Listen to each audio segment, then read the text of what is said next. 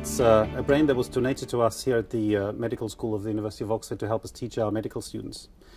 And it's quite awesome and more than just a little sad to think that in this organ, more than perhaps anywhere else, a person once lived.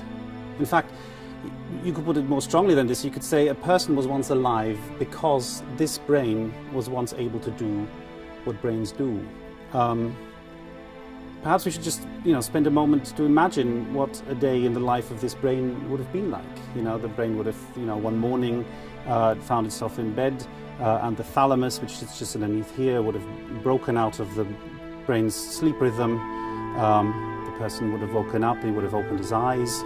As he was opening his eyes,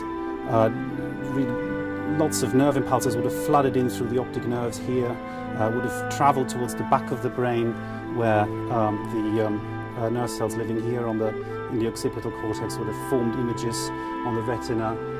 These retinal images would have then been sent down here into the temporal lobes. Here you have the infratemporal lobes, which have cells that recognize faces. They would have recognized the person's wife sleeping next to him. His Broca's area over here would have formulated and articulated the greeting to the wife, "Good morning, darling." His temporal lobes here would have listened out for a reply. The wife would have said, "Go and make some coffee."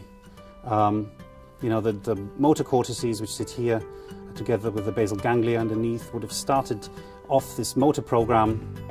The man would have got up and walked down the stairs to the kitchen in a well-rehearsed motor pattern, which runs really on autopilot because the cerebellum here at the back would have rehearsed these actions so many times that he doesn't even have to think about them anymore. The autopilot basically runs out of the cerebellum.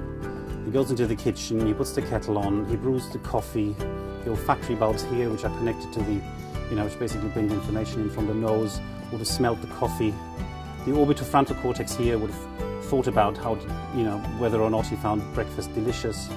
And during all this time, his prefrontal cortex, these areas here, would have worried about getting the children off on time to the school run. So, each of these parts of the brains would have contributed something, contributed their own thing to the person's experience and to his morning. But, while each of them has their own role to play, they work together in such a intricately interconnected manner that that if you live inside one of those brains, you have this impression of being just a single person rather than a collection of organs that is distributed across this brain.